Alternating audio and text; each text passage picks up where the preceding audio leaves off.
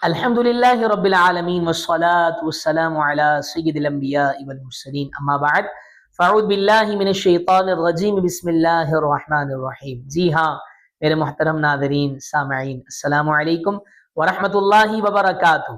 سلسلہ ہے رسول اللہ صلی اللہ علیہ وسلم کی نماز حدیث صحیحہ کی روشنی میں۔ ہم نے ما قبل درس جو کہ 25واں درس تھا، آج ہمارا 26واں درس ہے، اس میں ہم نے سماعت کیا تھا کہ نماز کے بعد ذکر اللہ مشروع ہے۔ اب سوال یہ پیدا ہوتا ہے کون سا ذکر کریں؟ ذکر اللہ تو بہت سارے ہیں۔ جی ہاں، آئیے، ویسے تو جو بھی ذکر کریں، الا بذکر اللہ تطمئن القلوب، کہ اللہ کے ذکر میں دلوں کا اطمینان ہے، دلوں کا چین ہے، دلوں کا سکون ہے۔ لیکن حدیث نبوی سے کون سا ایسا ذکر ہے جسے افضل کہا گیا ہے؟ آئیے سماعت کرتے ہیں کہ افضل ذکر کیا ہے۔ جی ہاں، نبی پاک صلی اللہ تعالی علیہ وسلم کے صحابی طلحہ بن خراش فرماتے ہیں، میں نے یہ بات جابر بن عبداللہ رضی اللہ تعالی عنہ سے سنی۔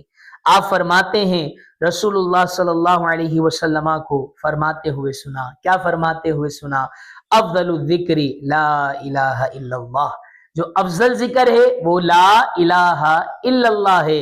اور فرمایا وافضل الدعاء الحمدللہ، اور دعا میں سب سے زیادہ فضیلت والی وہ الحمدللہ ہے۔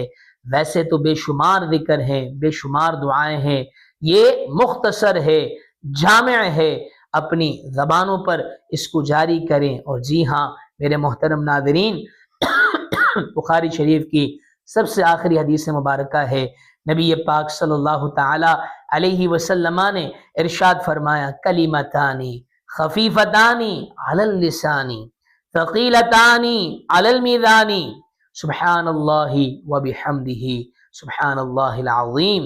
دو کلمے ہیں جو زبان پر بھاری ہیں اور میزان پر کیا ہے؟ زبان پر ہلکے ہیں اور میزان پر کیا ہیں؟ وہ بھاری ہیں۔ وہ کلمے کون سے ہیں؟ اللہ کے پیارے حبیب صلی اللہ علیہ وسلم نے ارشاد فرمایا سبحان اللہ وبحمدہ سبحان اللہ العظیم۔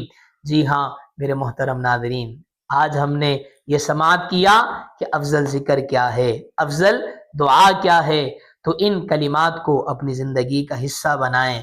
چھوٹے ہیں مگر جامع ہیں۔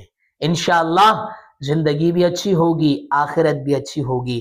جب اللہ کا ذکر کریں گے زبان پاک ہوگی، زبان کے ذریعے دل پاک ہوگا، جب دل پاک ہوگا اللہ کی عبادت میں ہمارا دل لگے گا، اللہ تبارک و تعالیٰ کے حضور جھکنے کا دل لگے گا، اللہ کے حضور گریہ بازاری کرنے کی کوشش ہوگی، اور وہاں پر کیا ہے؟ چاہت ہوگی کہ آؤں میں اللہ تبارک و تعالیٰ کے آگے اپنے کچھ آنسو بہاؤں۔ تو خدا را ہم حدیث نبوی کے ذریعے ہی سماعت فرما رہے تھے، اور سلسلہ بھی ہمارا کیا ہے؟ رسول اللہ صلی اللہ علیہ وسلم کی نماز حدیث صحیحہ کی روشنی میں۔ نماز کے بعد ذکر اور دعا کے حوالے سے جب بات آئی تھی تو افضل ذکر کی بات آپ کے سامنے کی۔ پھر ملیں گے انشاءاللہ اگلے سلسلے میں۔ کون سا سلسلہ ہے؟ رسول اللہ صلی اللہ علیہ وسلم کی نماز حدیث صحیحہ کی روشنی میں۔ اپنا خیال رکھیے گا، دعاؤں میں یاد رکھیے گا۔ پھر ملیں گے، فی امان اللہ۔ السلام علیکم ورحمۃ اللہ وبرکاتہ۔